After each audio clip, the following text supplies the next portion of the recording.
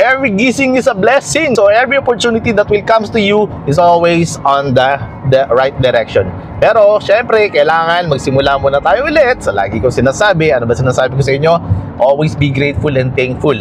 Always be grateful and thankful is the main key ingredients para maging successful sa buhay.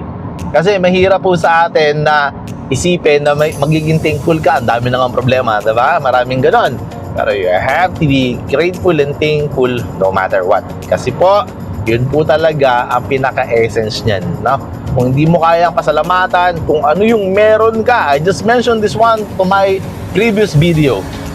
Hindi bibigay sa atin kung ano yung gusto mo. Kasi hindi mo mapasalamatan kung ano meron ka. What more pa yung mga blessings na hinihingi mo, papasalamatan mo kaya?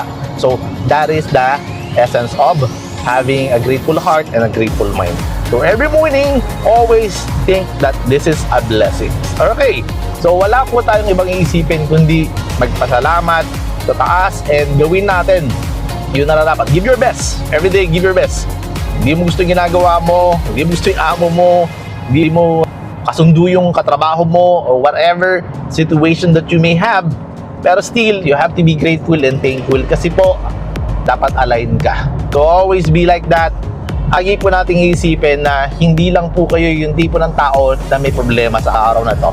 Pero hindi po lahat ng tao nag-iisip ng katulad mo na nagpapasalamat muna bago simulan ng araw. Bago gawin ang lahat ng mga dapat gawin sa buhay nila. So guys, dapat aware ka sa lahat ng iniisip mo. Be mindful and be thankful.